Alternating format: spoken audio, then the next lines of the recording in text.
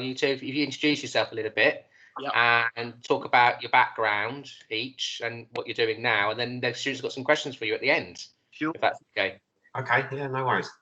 Fantastic. Right. Who wants to start? Go on, Chris, take it away. All right, I'll kick off, shall I?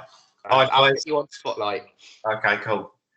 Hi, everyone. My name's Chris Tanner, and I am the joint chef partner with my brother James at the Barbican Kitchen in Plymouth and the Kentish Hare in Kent, Tunbridge Wells. Been in the industry for quite a few years now. We opened our first restaurant in 1999, Tanner's in Plymouth. Yeah. So we're coming up for 22 years this year, which is, you know, been really, really good. And right in the middle of a pandemic, as we all know, it's really hard times for everybody.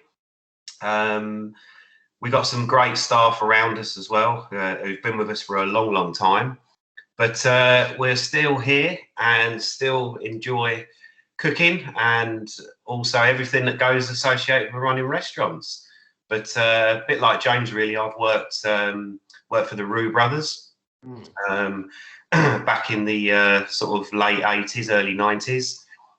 Did a little stint for Roux as well over in New York when I was 19. So even, you know, all those years ago, travel was really, really good. And the connections within the industry, a little bit in France as well, worked in France at a 1-star. And yeah, here we are now, 2021. Fantastic. I read about you online as well. So you went to the West Kent in college, didn't you, as well? When you were young, before you went on to working, and you won the Outstanding Student Award. Yeah, I did actually. Yeah, I won't say the year. Yeah, it was quite some time ago. But yeah, no, it was really good. They were. I've got to be honest. I'm still in touch. Funny enough, yesterday with a lot of the guys that I went to college with. So that's been quite a few years now. But I was there in 1986. So yeah, picked up the it was good. It was good. Great, some of the best years, best times of my life. Yeah, definitely say that as well. So what made you, if you don't mind me asking, make you go and work with the Roux Brothers? How did that come about? I'll be honest. Really, it was advice that I'd give now, even to like you guys, you know, that are just starting out. It's always important to go and work for the right people. Now, I mean, it's plentiful now. I mean, there's some fantastic chefs and restaurants out there, not just here, but worldwide as well. You can always travel with it. But I got the opportunity. I left college. I was working all the way through school. I started in the industry when I was 12, part-time. Worked all the way through school and practically held down sort of a full-time job when I was at college as well, with, you know, evenings and weekends and stuff like that. And I was very fortunate to meet a lady at the Brands Hatch Hotel, which was my first full-time job. She subsequently left there and went to work for the Roux Brothers in London. And at the time, it was a 2-year waiting list to get in that kitchen. It was 2 or 3 years to get in. It wasn't like now. I mean, it's just, you know, we've seen just a massive change where a lot of the real high-end restaurants are always advertised for staff, etc. But all those years ago, it was obviously it was a lot smaller and concentrated restaurants and stuff like that. But it was 3-star Michelin. You know, we've always, even now, you know, we have you need the ambition to drive it forward. And at the time, for me, all those years ago, it was like one of the places to work, and it wasn't easy to get into. You know, you could still stage, like you could still go and do this. Like now, that's become a lot more commonplace as well. You know, you can go as a stagiaire for a week, 2-3 months, etc. Yeah, it was literally, I didn't really know. I'd gone for an interview at 90 Park Lane in London, which was still, a really, really very good restaurant. And she basically called me and said, look, I need you to come up to the Gavroche. And I was thinking, well, what's, not even gonna get a look in. And she literally marched me into the kitchen, and I got interviewed by their head chef at the time, which was a guy called Mark Prescott and Stephen Doherty, who was one of the first British chef, to run a 3-star kitchen. And basically, their question to me was, why did I want to work for the Roux Brothers? And my response was, because really I want to come and learn from the best. The precision was there. I mean, don't get me wrong, it was very, very hard. It was very different times then, but they were extremely, extremely fair. They were a massive influence on me at a younger age. And I sort of went up through the ranks. And I mean, to go, to New York at 19 years old, to go and work at the Point in Lake Saranac, which was Relais Chateau, and it was just unheard of. Everyone thought, so obviously the local press would pick up on it at the time, which they did in Kent, and everyone said to me, why are you going? Why do you want to go to New York? All they do is cook hot dogs and hamburgers. Trust me, it wasn't. It was a brilliant experience, one that probably definitely shaped me at that age. But to be exposed, at 19, 20 years old, after coming out of college and working in a 3-star kitchen, was great. I worked over there with me and Marcus Waring. Mm-hmm. We were both over there together at the same time. It was just brilliant, and I ended up. I think it was nearly 6 years I did with them in the end. So, it was a great time, and that was all those years ago, So that's brilliant. That's really good. Thank you very much for that, Chris. What about yourself, James? So shall we move on to James quickly now? If I just change the camera for you. Sure. Just need to find your. There we go. Okay. Thank you for that, Chris. So, hi, James. Hi there. Hi, everybody. Hope everyone's well. My name's James Tanner. I'm the other half of the Tanner brothers. Obviously, Chris's brother, but business partner as well. And as Chris has already said, we're 22 years in now with business. And we've got the Kentish Hare in Kent and the Barbican Kitchen Brasserie in Plymouth. So 2 restaurants, 250 miles apart. And we're up and down that A303 corridor a lot of the time. Obviously, not as much now with lockdown and everything. But yeah, great. Great to be working as a family unit and doing what we do. As Chris already said, I'll just skim over it. We've got great teams at both sites that we've built up. A lot of them have been with us for many, many years. Some of them are 15 years in, 12 years in, 10 years in, that kind of thing.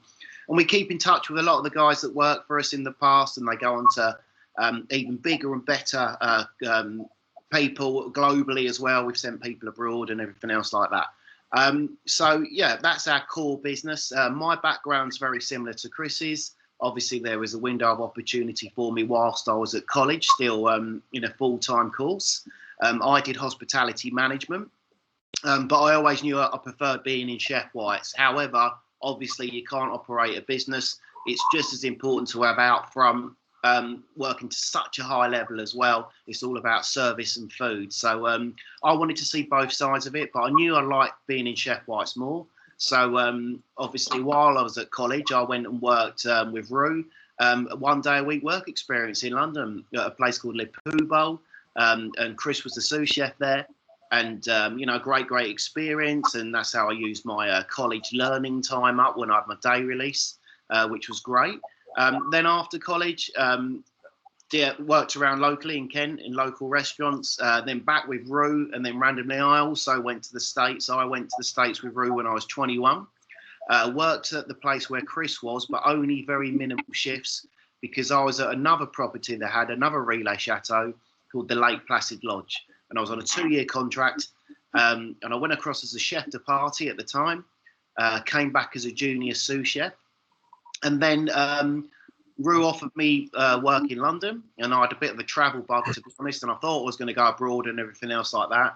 But just as I got back, I dropped back down a position to a chef de partie position, because I want to work for a guy called Martin Blunos in Bath, at a restaurant called Restaurant Letany. It's not there anymore now, but it was a 2-star Michelin at the time, and his background was Latvian. So I deliberately went there to see something different. Obviously, I'd seen classic French cuisine with a British influence in it. And obviously, it's seen really big eye opener for me was in America as well, seeing different ingredients and different food and different styles, and East Coast meets West Coast and all that kind of thing. But to come back to a 2-star, where the brigade was the opposite, I jumped out of a brigade in America that was probably 18 chefs, and I went to a 2-star, and there's 4 of us. So very, very intense, completely different food. But to have like Latvian peasant food, twisted with a British influence, going up to a 2-star level was unbelievable. So I was really, really pleased that I've made that decision and did that. And then I was going to go and do a bit more traveling, because this industry you can, and you still can now, which is great. Obviously not at the moment with the pandemic and everything. And then the restaurant opportunity came up. And that brings us to 1999, when myself and Chris first opened. And 22 years later, here we are. So apart from cooking in restaurants and everything, all right, I pimped myself out a bit with media on TV and all that kind of stuff, which, you know, fell into about 18 years ago now. I think 17 or 18 years ago. Really, really, really enjoy it, though. And, you know, it's led to great opportunities for us. Great for our business. Another arm of our business that we've been doing for the last 4 years now is events, and it's something that I really, really enjoy. So I have a restaurant at Royal Ascot, where we do anything up to around 800 covers a service. We do Hampton Court Palace. I've done a branded named restaurant there as well. Chris comes and joins me at the restaurants, and we do it with a great, great team of people. And then also we do outside stuff like Pub in the Park for Tom Kerridge. We've been doing that for the last few years now as well. Obviously, everything's been put on hold, which is, you know, understandable. But yeah, so the event side of things is something that we really, really enjoy, and something we fell into probably, like I say, 4 or 5 years ago. So that's just another arm of our business as well, and what we do now. That's brilliant. Good to hear. It's also it's good to hear from both talking to you is where you both travelled, and I think that's a big thing for our students to not doesn't always mean stay local. Get out there. The world's big for catering. Yeah, massive. I mean, the opportunities now are unbelievable. We grabbed them when they came up because obviously there was one through Rue. Because he had the contract. But nowadays, now you see a lot of British chefs. Dubai is very, very popular at the moment for British chefs and expats. The Far East as well. Look what Simon Rogan's doing in Hong Kong. Jason Atherton's got great opportunities within that company, obviously for the Far East as well. And then obviously further afield even. Good friend of Chris's and become a friend of mine as well. Used to have a 1-star in London. He's got a couple of sites now over in New Zealand, doing really, really well. Great food as well. Brilliant seafood and just very different produce to what we're used to. And Australia as well. The massive food influx. But if you just look on online now, I follow deliberately a lot of people on social media and use it as a great tool to see different styles of food. You find out where people are from. Chefs from all over Europe or all over the world, and then you get a few, you know, from the other side of the world and that come into London and open restaurants. There's a lot of opportunity there if you've got that get up and go to get out there. Yeah, it is a big world out there, and there's a lot more of it I want to see still as well. And even when you can book them holidays, you know, to sit in a great backstreet taverna, eating a beautiful piece of sea bream that was caught that morning or you'll don't get me wrong, I don't do it all the time, but in the past I've walked around like Singapore, for example, a hawker stand having chili crab or finding a different kind of dumpling with a filling. I think, yeah, I mean, food's what keeps everyone going. So big culture out there, and a big multicultural society that we live in now. It's great to see different restaurants being recognised for their cuisines now in this country as well. Mm.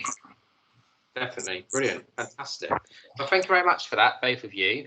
We've got some questions from students. They've been blogging about you for the last couple of weeks now. Throughout lessons, we post things that's going on in the industry. And because we knew you were coming on, we thought we'll do some articles about both of you. So they've come up with some questions. Ashley, are you online? Just seeing if you're there. So Ashley, she's one of our level 1 students. So Ashley, do you want to introduce yourself? It's a question for both of you, Chris and James. So I don't know if you want to share answering it. Yeah, my question would be, what inspired you to be a chef and who inspires you?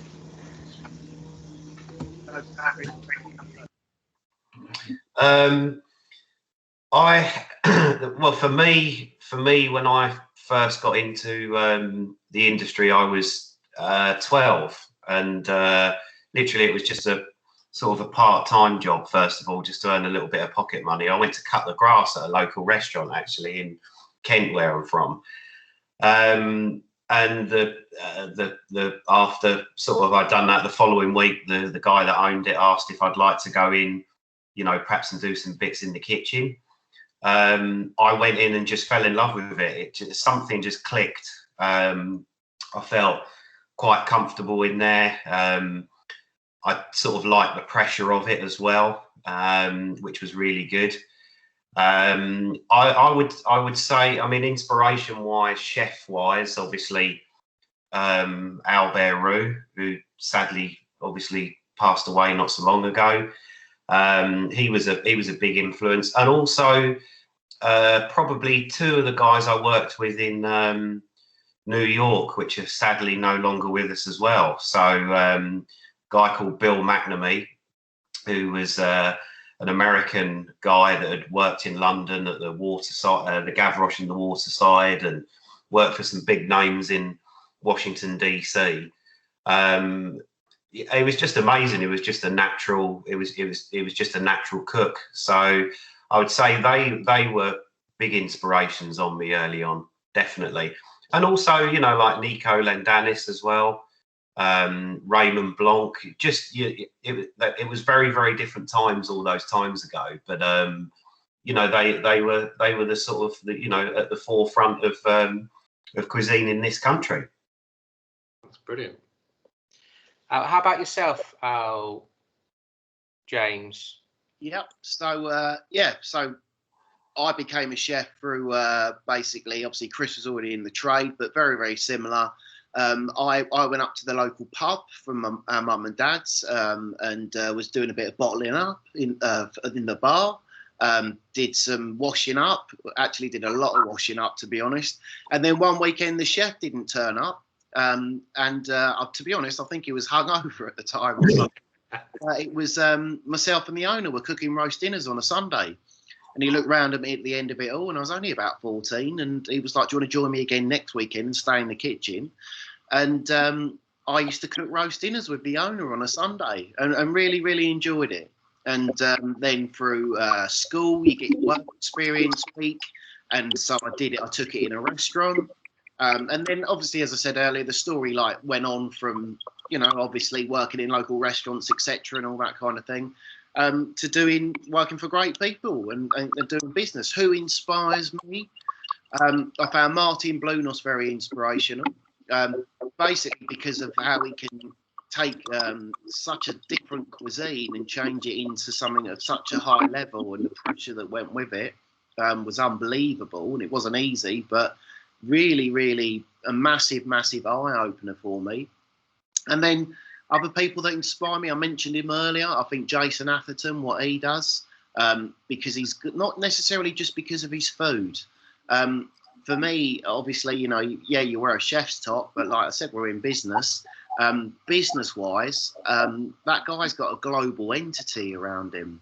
Restaurants dotted all over the world. Got some of his key team members in there heading it up for him. Just to do that is no easy feat. So to have a global restaurant empire, I think's pretty cool. And the way that he goes about it and what his offer is very, very good and of a high standard. And so current people, I think business-wise and food-wise, people like that, Jason Atherton, for me, that ticks the boxes. I think globally that's pretty cool. Brilliant, fantastic. Well, thank you very much for that. We've got another question, but I think it's aimed more at James. I'll say Ben Seymour, you online? Yeah, I'm here. Fantastic. So, James, this is Ben, is one of our level 1 students. Okay. Ben, you want to say hi to James and ask your question? Hi, James. My question to you is, we asked Leslie Waters and James Martin when we spoke to them, but do you ever see a reunion of Ready Steady Cook? And a follow-up question would be, what was your worst bag that you ever got? Okay, cool. Well, hi, and do I see a reunion? Well, as you all know, they brought out a new series. Well, I think they did last year, wasn't it? And obviously, they've used a load of younger new chefs. Don't get me wrong, I was always one of the young ones, and you see new people coming through, and I think that's great. Will they bring it back with the original crew? Who knows? They might do a one-off special in the future. It's really is the unknown. You find out these things through an agent and when a TV executive decides. So that's completely out of everyone's hands, really. I would never say never if it did come up. And I wouldn't be surprised if it did at some point, purely just from a public's point of view of being reminded of, I get a lot of people that still now say to me, I used to watch you. This makes me feel older, by the way, but I used to watch you when I was coming back from school. which makes you feel older. I started that show when I was about 26, so obviously I'm a little bit older now. What was the worst bag I got? It was just something random, like a Swede, a lemon, and I think it was a Swede, a lemon, and a bar of chocolate. Obviously, I managed to tweak something out of all of it, but I did something really random, like a Swede gratin using cream and garlic from the stalls and slicing it on a mandolin and getting the guests to say that it was just cooked in time. Something like a lemon, like it was like a lemon meringue that I rocked out, and then obviously a sweet treat with the chocolate. But when I always remember standing there and you're in a massive, massive studio. There was an audience usually of about 150, and when they tip the bags out, you look down and then quickly have a little glance across just to see what they got. Because if you had dessert items or like a fillet steak, which was a treat, and you never usually got that a lot unless it was like a gourmet bag, you could kind of tell the outcome of how the show was going to go and how the audience was going to vote. You had to really, really, really think on your feet. And it was always a challenge that if your bag wasn't quite as good with ingredients as the one opposite, you had to really think on your feet to try and rock something out and come across well at the same time. And of course, do everything in 20 minutes. So, it certainly kept you on your toes. That's brilliant. I'm going to be one of those ones that I used to remember watching that when I was younger. And I remember your first show on there, like it was yesterday. But yeah, Leslie did say her worst bag was a fish and chips that was cooked. I remember that. Yeah. She said that was her worst. And James Martin, he said his bag was a tea towel. He had nothing in it. And he had to use the stores only. That's what he said. He'd use that as a bandana. Yeah. That was, interesting. Good old times. But yeah, fantastic. Thank you very much for that. We've got another question then. It'd be for both of you. So if we go to Chris, I reckon. Let me just spotlight you, Chris. So we've got a question here from... there we go. So I lost my screen here. Kelsey. Kelsey, you online? Yeah, I am. Fantastic. Do you want to introduce yourself to Chris? And then we'll go to James in a second for the same question. Hi, my question is, what is it like working as brothers, and do you recommend working with family?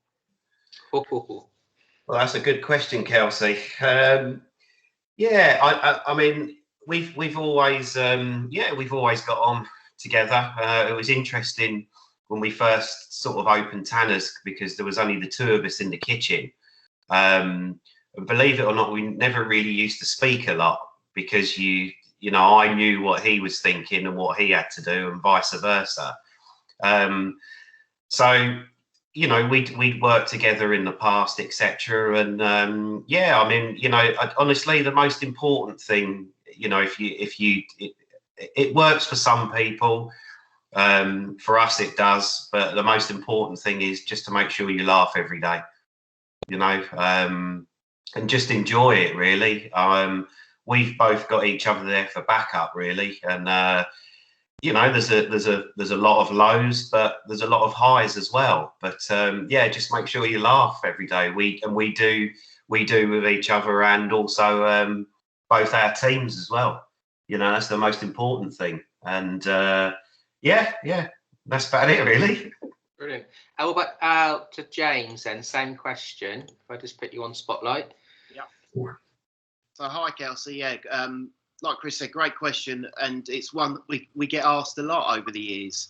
I think, first of all, obviously, of course, you got to get on as a brother or a brother and sister or whatever team you are, but you got to have the right vision and the same vision, and also, like Chris said, you got each other's back, but we knew we were taking such a huge risk, a massive risk element.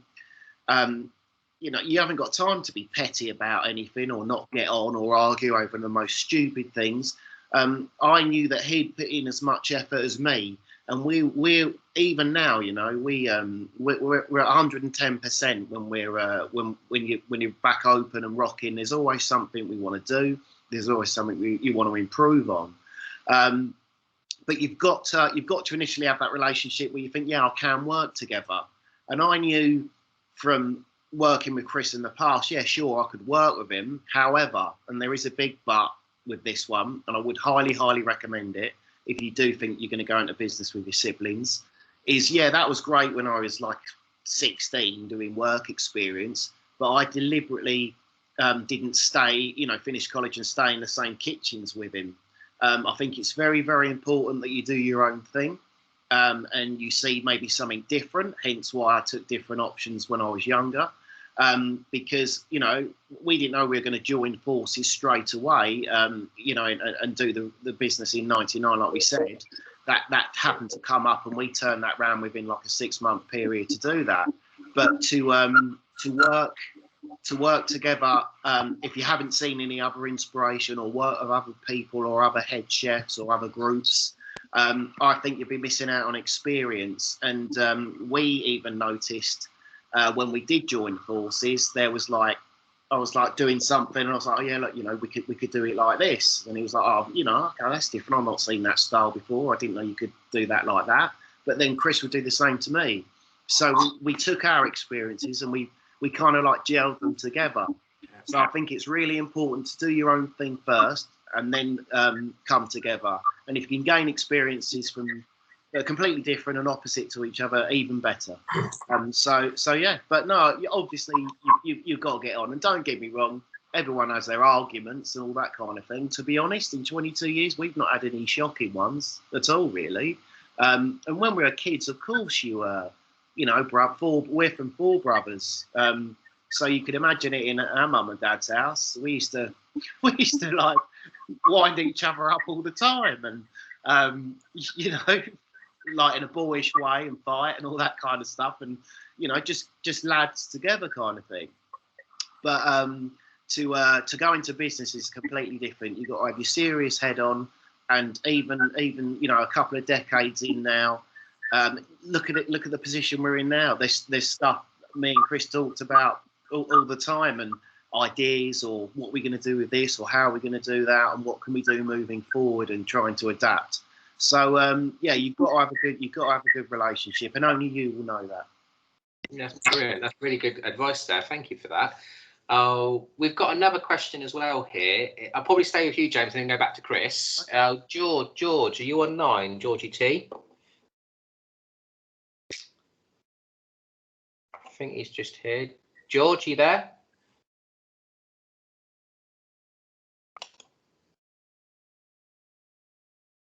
We might come back to him. He might be having microphone problems. Okay. So we'll move on to Ewan. You there, Ewan? Yes, chef. Fantastic. Hi, James and Chris. Hi, Ian. My question to you is, what do you see the next food trend and why? Okay. Who's going first, Chris? You or me? I don't mind. Be my guest. All right. Okay. Food trends. Food trends come and go. A lot of them have gone full circle now, even with some of the classics where there's classics, but there might be a little modern element twist to it. And I think you've got to respect the classics. They're classic for a reason. But food trends now and what are current and why, I think there's been a big influence in food and street food from Korea recently, purely because it's that grab and go market, and it's you've got that the senses all in one dish. So you've got salt, sweet, the savoury element to it as well, and not everybody's had that in one hit from a dish, and for a grab and go option. And then that's also gone onto the plate as well, where you'll find now that there's more kind of international cuisine inspired starters. That's what I've noticed from what chefs are doing, and using ingredients like kombu and dashes and different elements like that. So I'd say there is a bit of more of an Asian influence now. And some of it has morphed from a street market or hawker stand to a trendy food market over here that might have been in London, that's then branched out from a chef that was at a restaurant that stood in a catering trailer offering that, and now it's gone back round to restaurant plates because it's cool and it's trendy. Look at different brands as well that have come through. Mexican a couple of years ago was very big. It's just an ongoing mix. But then you also find, look how it's gone back now. Look online now. People are doing Valentine's boxes. If I see one more beef Wellington, Or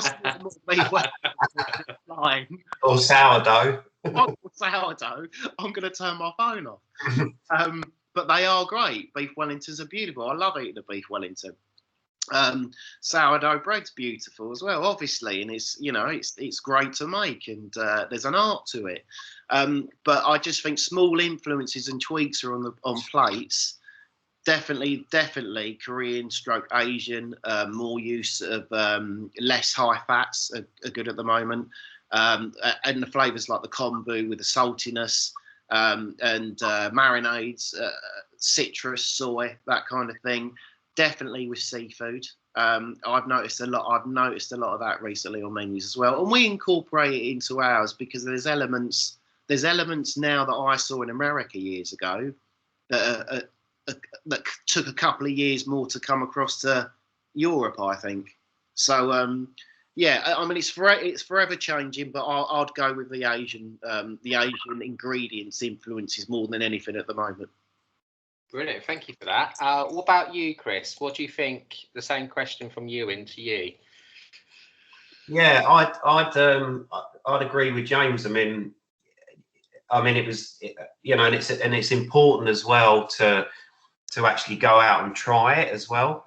We were very fortunate. We've been over to Singapore a couple of times, and we cooked at the British Club about 4 years ago, I think 5 years ago. And we'd been out there previously. The first time we didn't really get any time to go out. We went out to some fantastic restaurants, but we didn't really get a chance, just the two of us, to sort of, go out and explore. Second time round we did.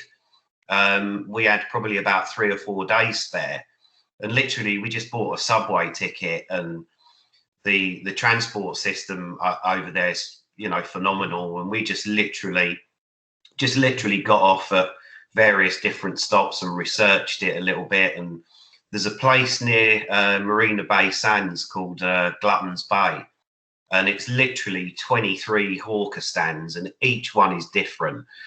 And we just spent the majority of the time there, really, just trying different things and different influences, and walking around their markets, and just it was just such an eye opener, to see. But yeah, sort of the flavors of it, the saltiness and the savory, but also I think now dietary requirements denote a lot of trends as well. Gluten-free, fat-free, celiacs, just various different, that's just gone vegan, vegetarian as well. So a lot of those influences you can incorporate as well, and it just gives you different ideas. But that's the most exciting thing about food, really. Fantastic. Oh, thank you very much for that. That's really interesting to hear. So previously George, one of our students, was going to ask a question. He is online, but he's just sent me a message saying his microphone's not working. So he's asked me if I can ask it for him. So George's question was, what do you look for in hiring chefs in your restaurants? So what's your thing you look for? Well, number one, it's an interest in food. More importantly, a passion for it, really. We've taken guys on that have had no experience whatsoever, that have either just, for example, our head chef in Kent, David, he's been with us now for nearly 15 years. We took him straight out of college when he was 18. He's worked at all our restaurants, our original one, Tanner's. He worked at the Barbican Kitchen, and then we put him in as head chef, at the Kentish Hare. And, we had some great news this week because we just won a Michelin Bib Gourmand there. So, and he's interesting. He's a very, very naturally talented cook. And he's one of probably 10 that are still with us, actually. But it's just, we look for people that want to soak that knowledge up. We don't want to just keep everything that we've learned, between us. We like to share that with the guys. And also, we've always been really, really big on taking their ideas on as well. We never want to restrict the creative talent. So we'll do cook-offs. They'll come up with different ideas for dishes. We'll both taste it. And that's great for progression moving forward. And some have stayed with us, quite a few actually, and then others have gone on, like James said, to Australia. We've sent 2 or 3 to New Zealand over the years, America as well. Just through the network of chefs, really. And it's a small industry, but we've had some great talent come through. And, you guys now are all the next future generation, and it's important for us to share our knowledge, experiences and stories, to give you an idea of what it's going to be. And I think once all this, this horrible time's over, it should just explode, and once the borders are open and you can travel, etc., I'd highly recommend that. I think it's great for character building and for confidence, etc.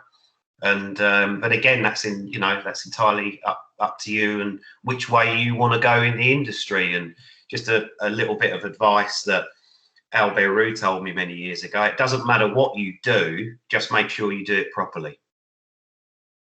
Good advice, that. Yeah. Very good advice. I couldn't agree more with that. It's like Chris just said, you've got to have that passion for it. Ideally, you've really got to have an interest and you want to cook. But a lot of people say they want to cook. It's actually doing it. So when you turn up, doesn't matter what it is, where it is, what level it is, what standard it is. But, let's be honest, it's all about the basics. And this is, I'm not being old fashioned, but turn up on time, be keen. Pet hate of mine, honestly, someone that can't even be bothered to iron a chef's top. If you can't be bothered to be presentable and turn up and look smart and ready for work, if you're not going to put the effort into yourself, I don't think that's going to come out in your job. So yeah, turn up, look smart, and be on it, and bring your A game. And you know, if you push and you really want to do it, you will find in this industry. And I found it when I was younger. It gives you a big opportunity to jump up the ladder quite quickly and be given more responsibility quite quickly. And if you've got people to help you do that along the way, it's just never ending then. There's always stuff you can still push forward, and then you'll move on to the next job or the next country or whatever. But ultimately, of course, you've got to have an interest in food, all service if you're for the guys that want to be doing out front. So, you know, do your homework on it, be keen about it. If you're in the kitchen, don't rock up with a set of dirty, blunt knives. You know, have a nice set of they're the tools of your trade. So rock up with a nice set of clean, sharp knives, ready to go. Be smart, be well presented, be punctual, and rock on and crack on with it. And the world's your oyster, yeah. And then like for out front, same thing as well. Smart, presentable, be keen, having interest in wine, in service, in non-alcoholic drinks, in mocktails, in cocktails, the lot. You know, think about how you want to be greeted as a guest. And, you know, back of house and front of house are just as important as each other. And we need young, forward-thinking people in this industry to push it even forward, further and further for generations to come. So, yeah, that's what I think. That's fantastic. Thank you very much, both of you, for that. See, chefs, it's not just us telling you to iron your chef whites and come in clean and presentable with sharp knives. You've heard it from the Tanner brothers as well. So thank you for that. That's great. We always go on about clean chef whites, iron, take care of yourself, and then you'll take care of your food. Yeah. That's really good. Thank you for that. We've got another question here from one of our students. Ben, you online? Ben W? Yep, I'm here. Hi, Ben. Do you want to ask your question to James, and we'll go to Chris? Okay. So, James, my question for you is, do you have a favourite cookbook that is not yours? Yeah. Hi, Ben. Yes, I do. There's I've got many, to be honest. Wow. I've got so many, it's hard to pinpoint one. However, I'm going to go with a chef called Charlie Palmer, and the book's called Great American Food. Charlie Palmer, you can find him online. He's on Instagram. You know, he's obviously a bit older now, but I always remember as a treat going into his restaurant, and he had a restaurant called Oriole in New York. And very, very, very high standard of food. But it was brilliant to see, because for me, what I always remember was they'd do 200 or 300 cover services, but the standard of the food was so high. He had a massive, massive team. I had a kitchen tour, and he used to do this dish called sea scallop sandwiches. And basically, he'd do like straw potatoes on a mandolin, do the base of the recipe's in his book, by the way, but you do a base of like a very, very thin pomme galette or pomme rosti, very, very thin, put scallops on it, sear it, put potato over the top, flip it, and it used to come out like a potato encrusted cooked scallops. And he did that with a beurre blanc, and I always remember seeing it and eating it. And then when I went in the kitchen tour, he was the guy on the pass stood shredding the potatoes, because they're doing them all to order in the middle of a 300 cover service. And I was like 21 at the time, and I just thought, wow. And I looked around, and there must have been like 100 staff there or something like that. And, you know, big glass frontage on the restaurant. And he was selling his books, and he just looked round at me. The waitress came across with this book, and he stood there. He knew Rue. He knew where I was working, because it was like a big Relais Chateau hotel. You know, he was like, I wish you all the best. And he wrote in the book to James, all the best to you and to your future, Charlie Palmer. And I've still got that book upstairs now. So for me, I'm going to say that book. And I'd highly recommend it. It's great. And also some of the recipes in it were so cutting edge at the time, but they're still relevant now. And if you looked at the food, if you look through the book now, you'd look and you'd think, actually, yeah, I could easily see that on the restaurant, on a high-end restaurant menu now. And I just think he's so ahead of his time and used different cooking methods in his recipes in the book that I definitely nicked a few, and I still look at it occasionally now. So yeah, Charlie Palmer, Great American Food is the book that I'd say. Brilliant. Thank you very much for that. And same question to Chris, if that's okay. Yeah, hi Ben. Yeah, really good question actually, because there's so many of them. There's probably two. One that I always sort of refer to every now and again is obviously the Roux Brothers on patisserie. I've always, although I've covered every section, you know, I've always had a bit of an affiliation for pastry, and it was you find I came across a lot of chefs years ago that were great cooks, really good on the larder, the fish, the meat, the garnish, etc., but none of them could do pastry. So that was always one little area that I concentrated on, and was actually pretty good at it really. So that's one in there. And then sort of going back, it's quite interesting James said that. One of mine would be Charlie Trotter, again another American chef from years ago. Some of the recipes that, you know, they were doing all those years ago, I mean, he sadly passed away a few years ago, but you know, the restaurants that he had at the time were like James said, you know, quite cutting edge, etc. And you know, I flip between some of those sometimes, you know, and really like reference points as well. You know, some of Gary Rhodes' stuff back in the day as well. Some of his first books when they first come out. So you know, there's always a Fuchsia Dunlop as well. I love some of her books that she does. Just different influences and everything really, but you know, they're all available, and I think it's good, you know, to have an eclectic recipe and a repertoire really of books. So yeah, there's plenty out there. Oh, and some great ones by the Tanner brothers. I'm glad you mentioned that. I've got James Tanner's book here. I don't know if you remember that one. Some old favourites, new twists. Yeah. So that's on my bookshelf, that one. Good. Fantastic. Thank you very much for that. We've got a couple of questions left then. So we've got one from Brendan. Brendan, are you online? Yeah, here, Chef. Fantastic. Hey guys, I think your question's more aimed at James. So if I just go to James first, if that's okay. Yeah, what was the funniest thing, James, that's happened with a guest chef on your TV show? And also, after that, quickly, is there anyone you've cooked with that you would love to cook with again? Okay. The funniest thing that's happened on a TV show with a guest chef or a guest. Yeah, like a funny moment or. Okay. There was a bit where I was on the Lorraine show. I did that one for about 8 years. Nick Clegg came on, and he was stood there talking about, randomly, it's in the press at the moment, about school food and school meals and free school meals. And they're like, James, we want you to get Nick Clegg to help you do, you know, your recipe, and Lorraine's going to interview him at the same time. And all I did was give him an onion to slice. I think he almost nicked his finger, and then his chopping skills were shocking. In the end, I just had to stop him and just make him stand there. I'll never forget that. And then there was another moment.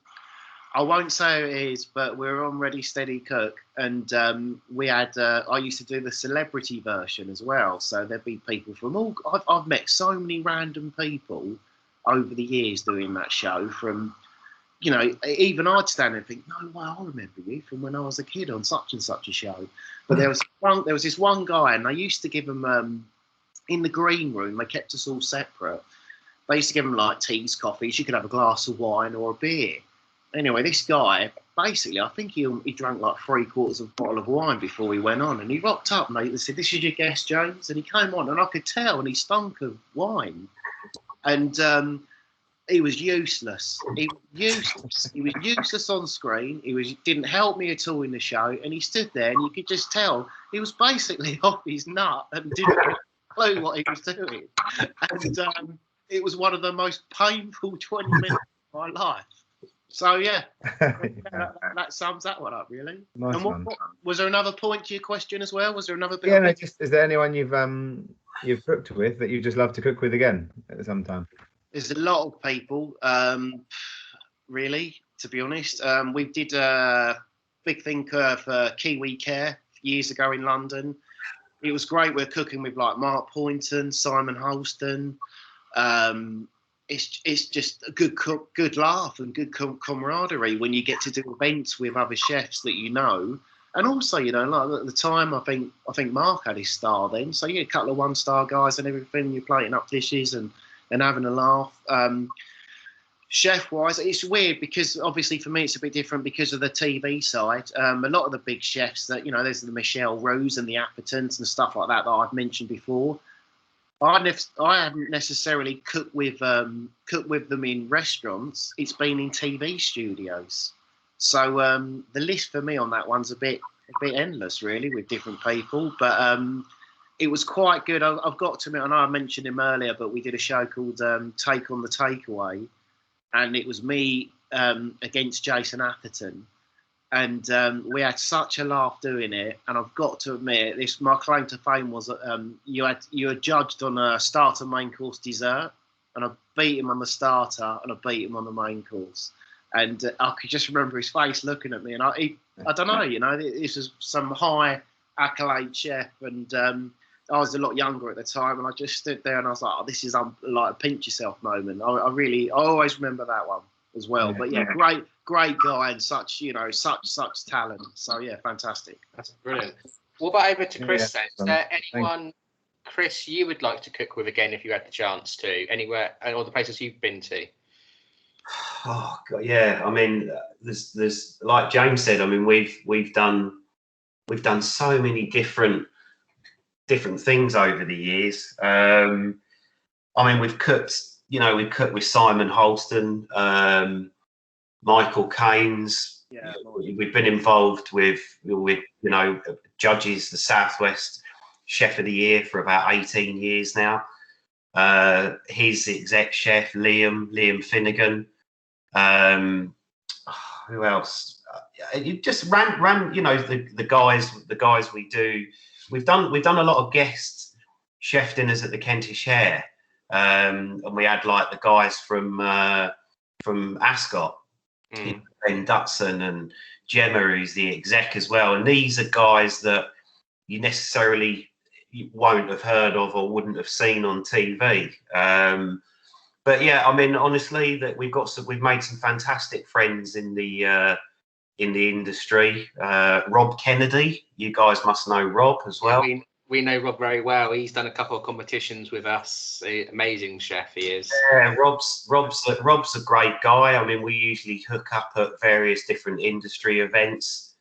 And like James said, you know, Mark Poynton, we did a guest chef night for him at his restaurant in Cambridge when it was 1-star a few years ago.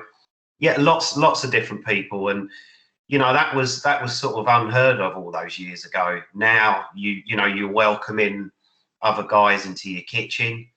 Brian Turner as well. We've done loads with Brian over the years. We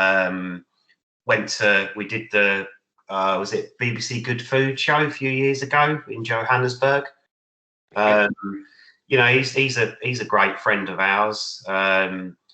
You know, and some of the guys like from Ready Steady Cook as well. Obviously, you know, we've done dinners. I've done dinners with James and, you know, James Martin, Martin Blunos, Daniel Gamish.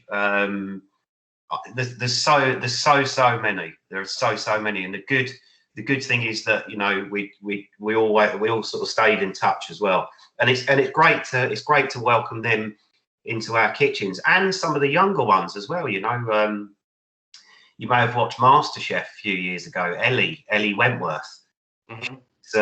She came to us from college, actually. She was with us at Tanner's for about 3 or 4 years. She's at the Angel now in Dartmouth. There's some random ones as well, and also, you know, we like to mix it up as well between our guys in the southeast and southwest, and you know, and our suppliers as well. So yeah, there's lots. It's good. It's a good industry to be in. That's brilliant. Thank you very much for that. That's really good to hear as well. Is that you can't pinpoint one exact person. He's got all these different memories to look back on, and they're all great. So that's really good. Thank you for that. We've got one more question from a level 3 student. Jay, are you online?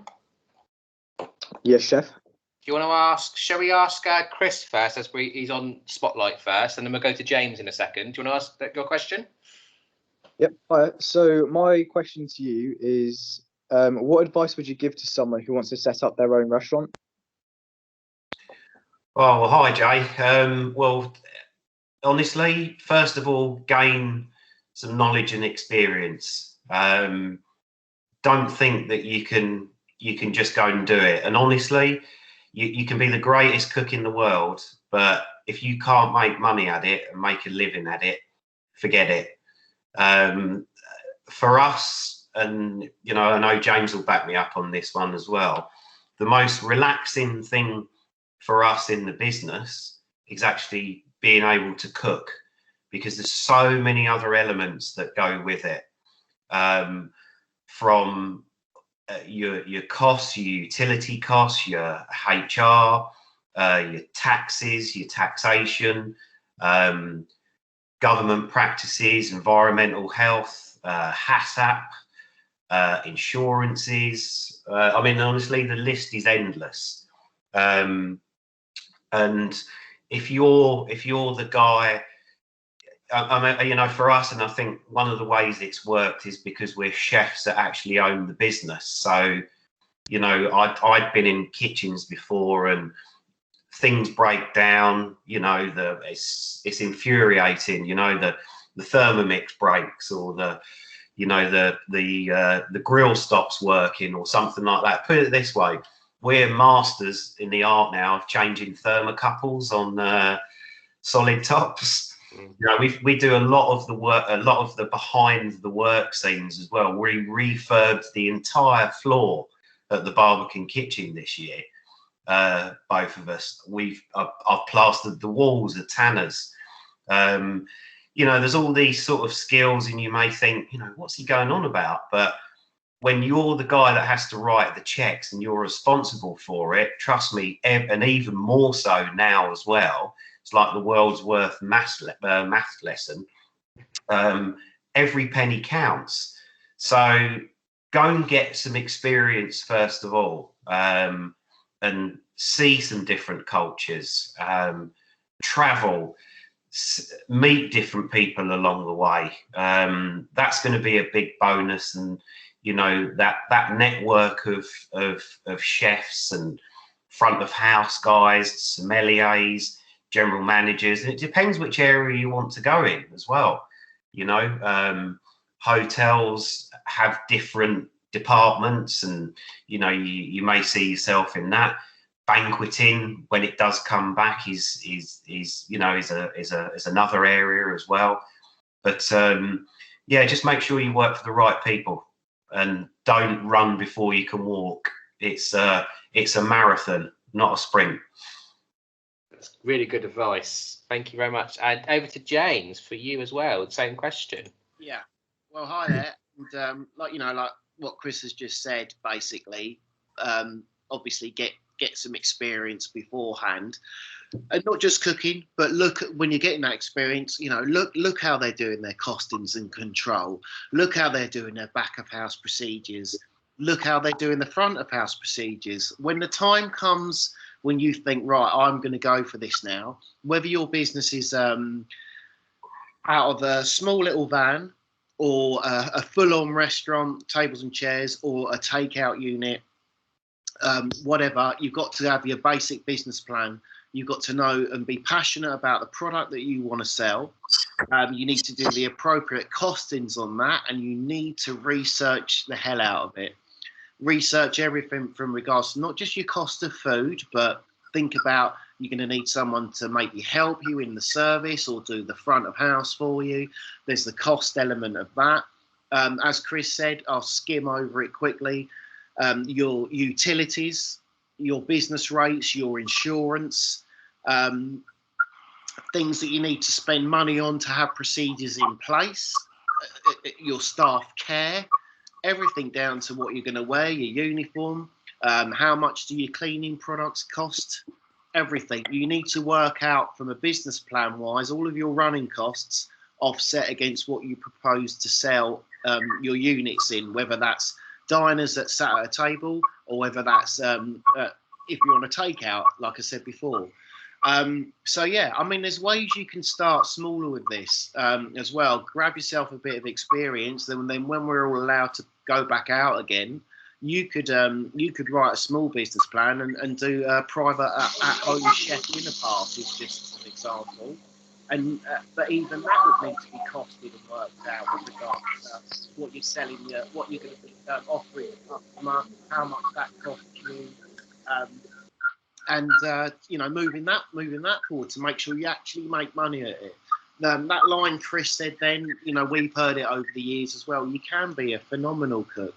You can be fantastic, and you'll find that there are some people out there. You know, they're so high up and so good at what they're doing, and creativity wise, and everything else is fantastic.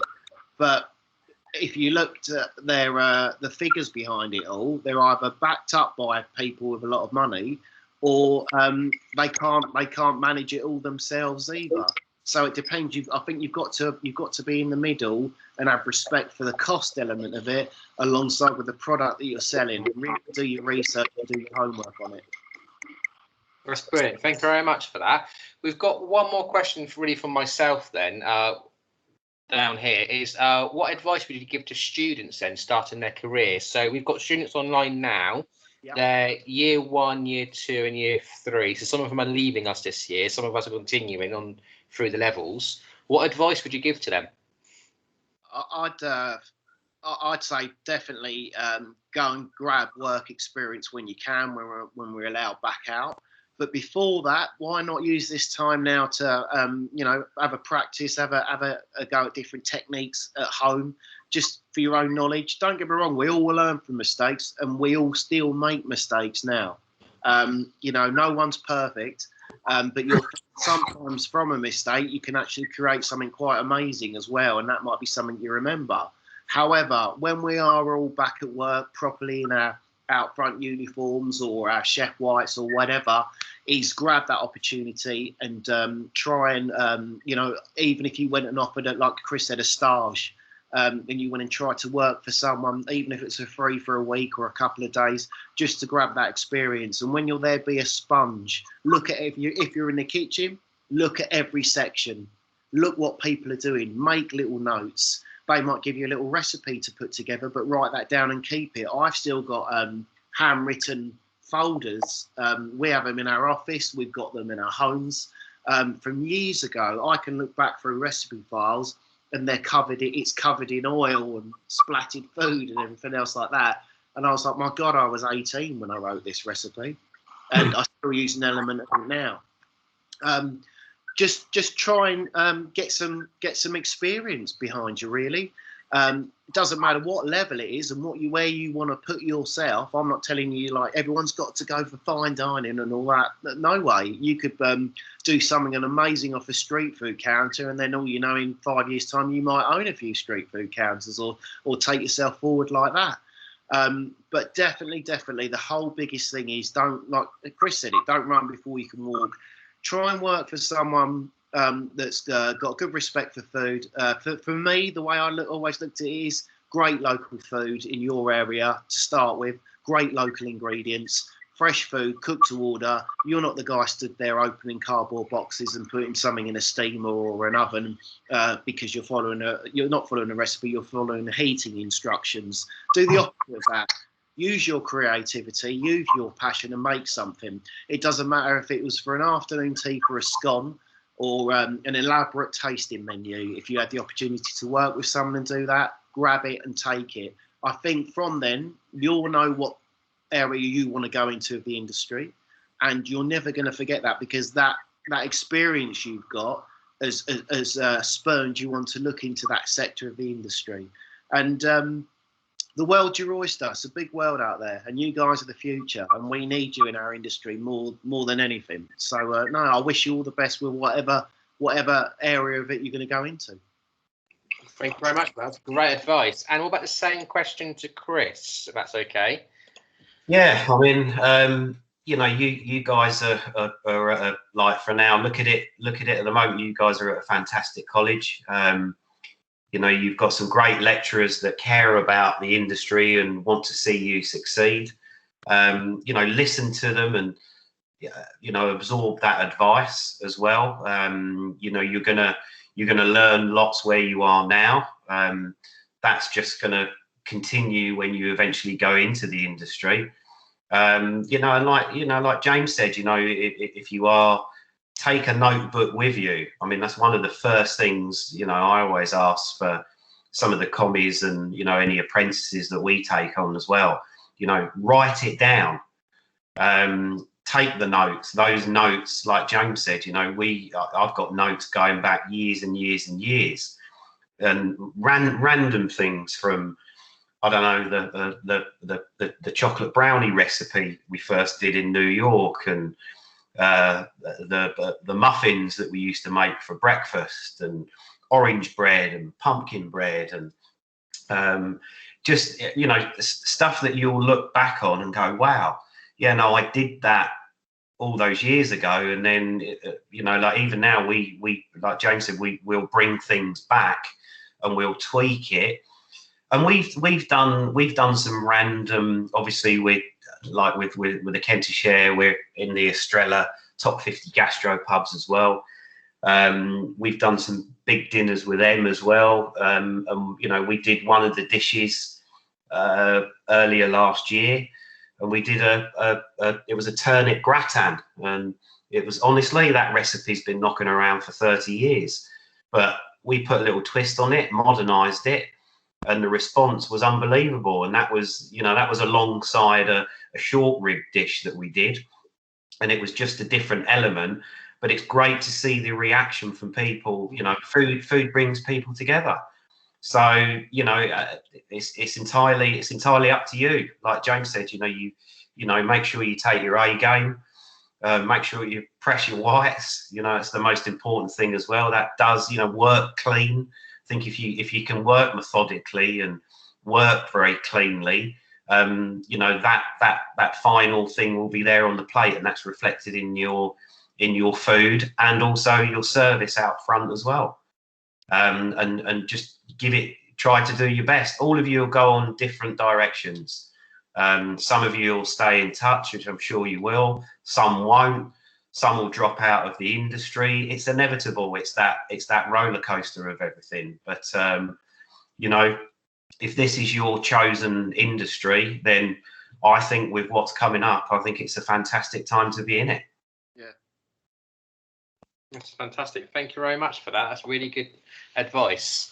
So thank you for both of you, Chris and James, for coming on. I think we had one more question came up, actually. It's just, Andy, are you online? Your hand was raised. Have you got a question? I was just going to ask whether you thought you had a style to your cooking. You talked about Gary Rhodes and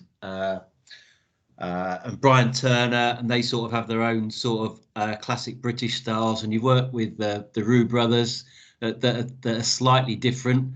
And I didn't know whether you thought you had one yourself, and whether you thought it was important, or whether you thought whether your restaurants do all sorts of different things to change. Yeah, I mean, that's a really good question. I wouldn't sort of pigeonhole us, really. I mean, we've constantly evolved. I think you'll find that as time goes on, the more experience you get in the industry, we've had to reinvent ourselves. We've done that several times at different levels, at real fine dining level, you know, which took us to Restaurant of the Year for England with Tanner's, to opening we did a fish and chip shop in Cornwall a few years ago. That was UK Best Newcomer. And then the same year, that's when we opened the Kentish Hare, and we were Best Newcomer in the top 50 gastropubs as well. We look at different styles. I think, you know, that came out through the conversation earlier when James was talking about some of the different influences that you see. Yes, there's you know, you need the classics, definitely, the techniques as well, the butchery, to the terrine making, to the making a creme pat if you're into pastry. You know, I was always told and taught years ago, creme pat was like the veal stock of the sauce section. Little things like that, you know, and you know, even now I don't need to refer, you know, I know the recipe, you know, I know the recipe for certain things, that quantity wise and stuff. But no, we like, for us, we were schooled many years ago. I think that just came out on the line that James said, you know, fresh local food. We've got some fantastic suppliers that we use in Devon and Kent. We ship a lot of fish up from Devon to Kent. We've cut the middleman out. We get the majority of our meat from Cornwall as well, that we ship up to Kent. And then we use some fantastic producers up there as well. You know, Kent's known as the Garden of England. So we take what's around us, but we always try to buy the best of what we possibly can. And I think, if anything, that denotes our style of food. Cool. Fantastic. Yeah. Thank you very much for that. Oh, so thank you both of you for coming on and speaking to our students. It's really, really good for our students, because especially in lockdown, it keeps their passion going and keeping the talk going on catering while they're not coming into college. So thank you very much. If I could ask you two to stay on, if that's okay, because there's some lecturers on here. Just want to say a quick thank you to you. All other students, if you can go now and say thank you very much for James and Chris for me on your way, and see you later, students. Thank you both. Cheers, guys. Thank you. Thank you. Thank you. Thank you. Thank you. Thank you.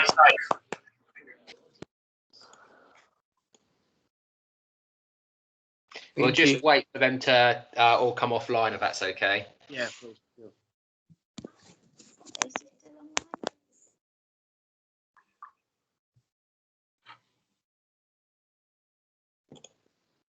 There's just a couple more left.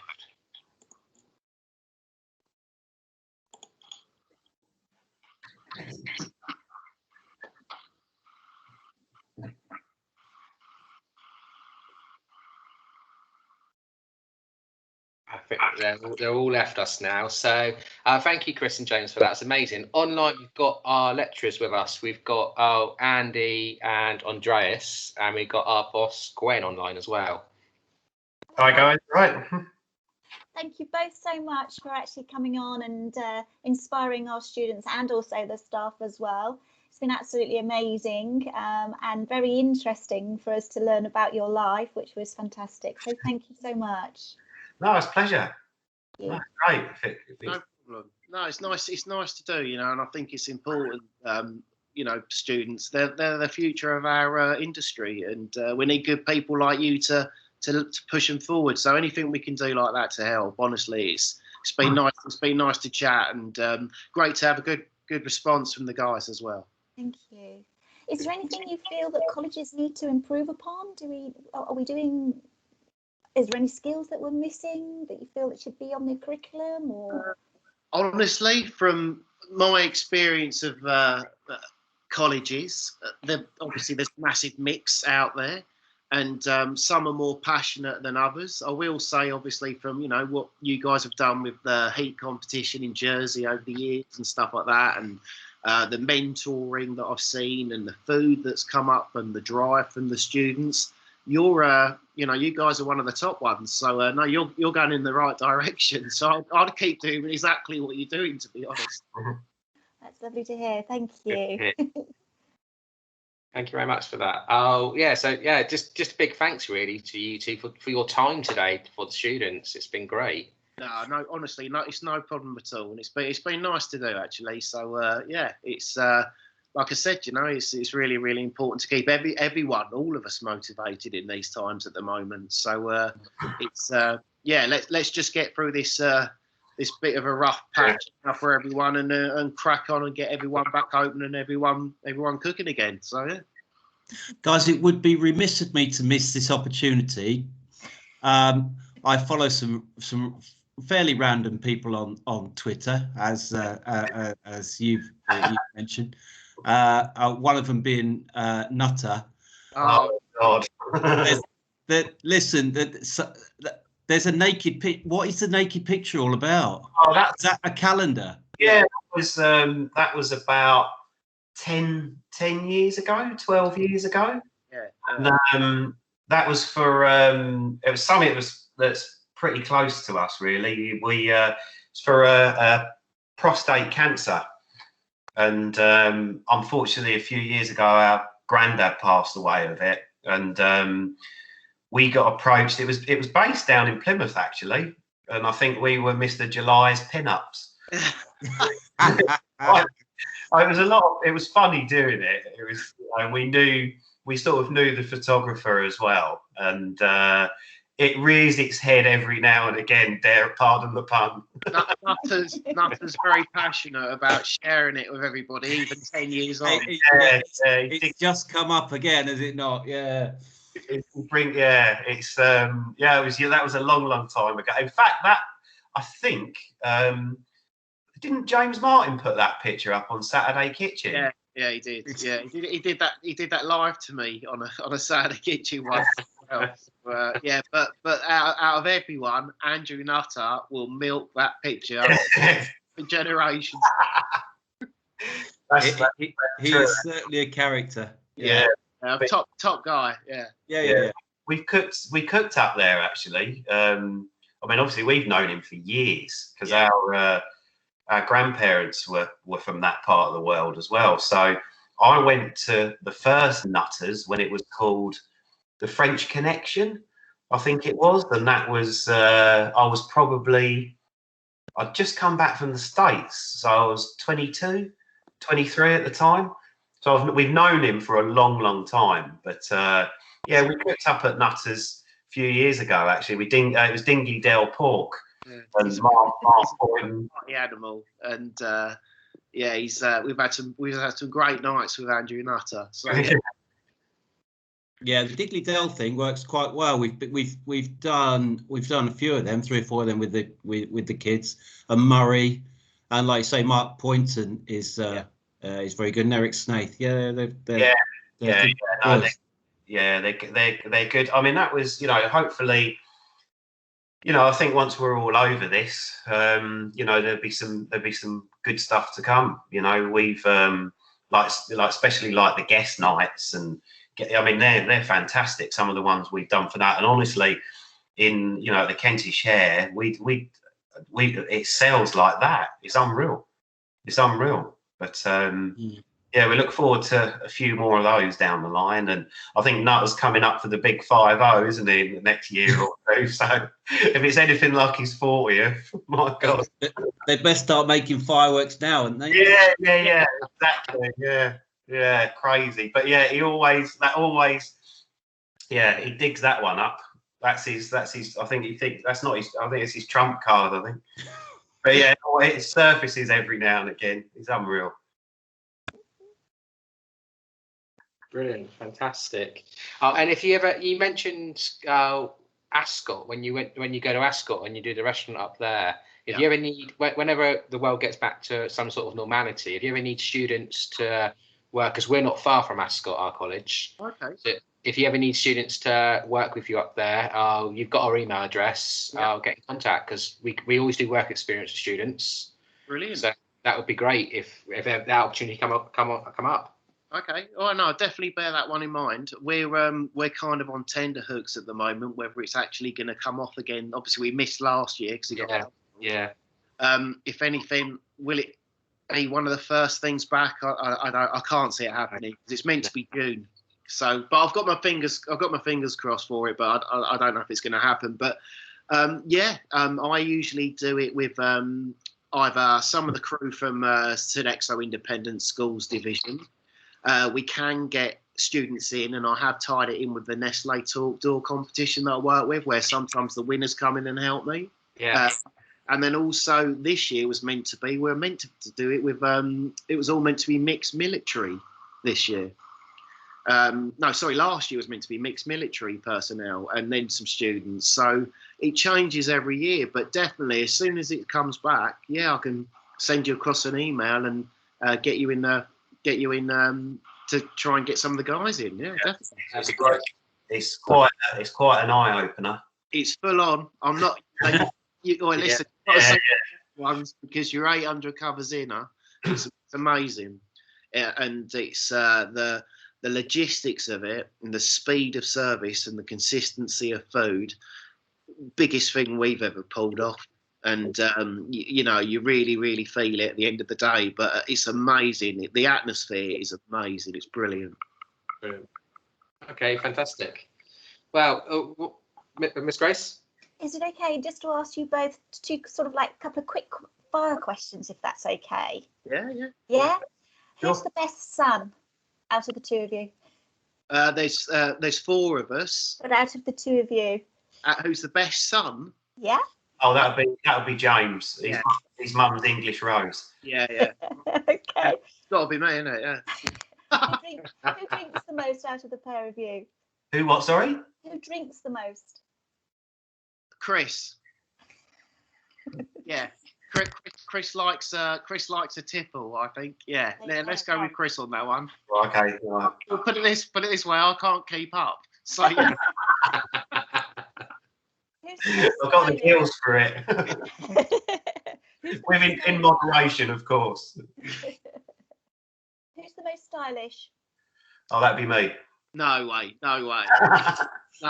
Chris is stuck in the 80s. No, it's definitely myself, yeah. Okay.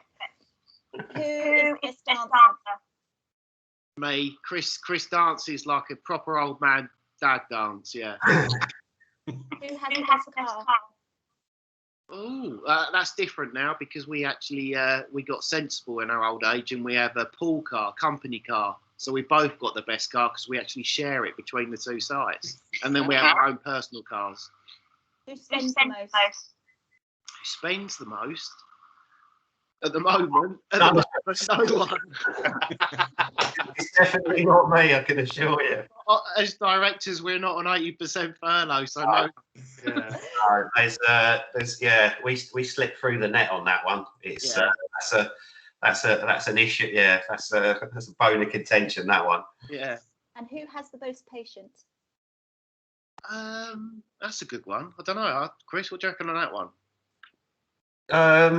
I don't know. We're pretty on a par, really.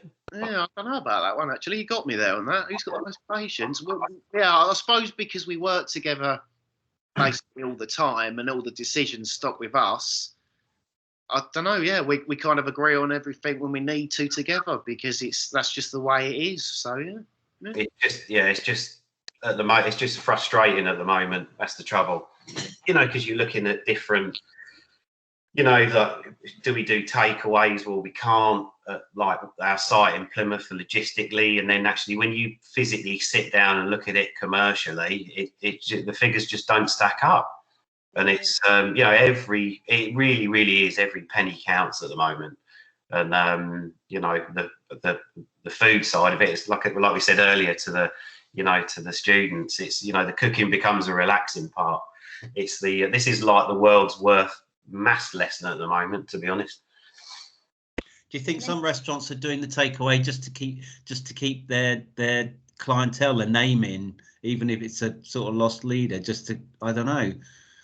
They've got to pay the staff, haven't they? They're paying for the food. It's whether it's the associated cost to it, and for us with obviously we're between Kent and Plymouth, and Devon, but with the site in Kent being shut now since lockdown 2 because it was in a tier 3, for us to travel back up, which is fine because we can stay at that site. So myself or Chris could do it, but we're refurbing the floors and everything down at this one. For us to bring like the head chef back and the manager back, and then the head chef would need someone else, you're in over 500 quid a day before you even sell anything or buy anything. Yeah. So it's you've really got to, but it's cheaper to be shut. It's so weird. It's so weird to say that you lose less money shut at the moment. It's a difficult one. It's you know, but at the moment you can't afford. It's a tough enough margins anyway. You know, even before this, where you know we've done the recession. You know, we've been through so many different. Even like years ago, you remember like foot and mouth. Yeah. No, that hit us at Tanner's years ago. It did, yeah. You know, that was probably the first thing like business wise, and you know, I didn't sort of say it earlier, but nobody gives you the book on business, and honestly, if they did, they omitted the chapter for COVID-19. So a lost leader is, we can't afford lost leaders. It's it really is that, you know, that sort of fine line. I can understand it works for some people and other people it doesn't. Some started it right in the first lockdown, and you know, literally they that, you know, that fizzled out as well. It's that, you know, it's a bone of contention really. But we you know, if it wasn't for furlough, you know, I mean, there's no way on earth that we could bring all the staff back now. It just wouldn't happen. So, you know, and they're still collecting the pension contributions off us. You know, in fact, before we went on to this, I had a quick conversation with James and our general manager this morning in Kent. You know, all the taxes are due. They basically lent it to us to be able to give it back to them. So, you know, before this, we didn't have any debt. We were debt free. Yeah. Right. So yeah, there's just lots. I mean, you know, we'll you know, we'll fight tooth and nail to come through it. But we've got at the moment, as difficult as it's said, we've not got anything to work towards because we can't plan anything because we don't know when we're going to be open. So, you know, you're looking at sort of fixed costs that you can't stop. I mean, really, the only thing we've been able to chop at the moment is the refuse collection. You know, we've still got insurance to pay because the sites need to be insured. There's still the telephone rental agreements, and you know, all that mounts up. The IT for the till system that we're not really using at the moment. Yeah, just random things. You know, the GDPR data. You know, little things like that. You know, 60 quid a year. What else they charge for? It's just it makes you realise when things like this happen, all the little bills and the little things that are ongoing that you can't cancel, because if you cancel it, you lose your phone number or you'll be out of contract with someone and stuff like that. So you've just got to look at your losses per month and try and keep them as minimal as possible. James Martin was saying that if he's positive that if you hang out, those people that hang out, it will come back bigger because people will come out in their droves once they're allowed. Yeah. And they'll eat out like mad things because we haven't been allowed.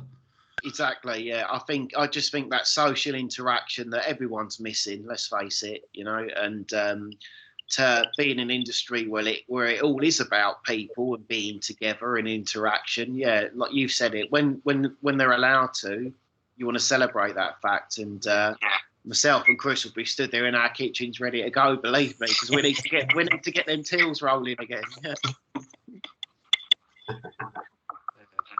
Hopefully, fingers crossed, it'll be very soon. Yeah, let's hope so. Yeah, let's hope so. I don't know. You know, we just don't know when you hear different days and, you know, different months. I heard May though for hospitality now. Yeah. I don't know if that's true, but I don't know. They're talking March for schools and Yeah. May for hospitality, but I tend to ignore the news as much as I can these days because there's so much on there. There's so many different opinions. Yeah. Yeah, we've just got to wait till number 10 makes that announcement, really, haven't we? Yeah, exactly. That's all we can do in the interim. It's just sort of, we batten the hatches down. I mean, we did trade in Plymouth, and we kept about 4 or 5 on furlough. So there was us 2 in the kitchen on a section.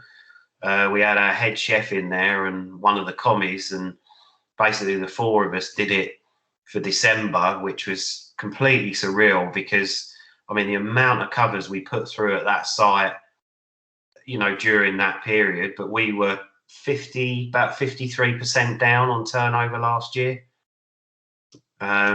So yeah, that was a difficult one, and Kent's been mothballed since November. So, and it's keeping, it's like you said. I mean, it's great that you do things like this as well for the students as well. We're actively having to do that with 2 sets of staff at both sites.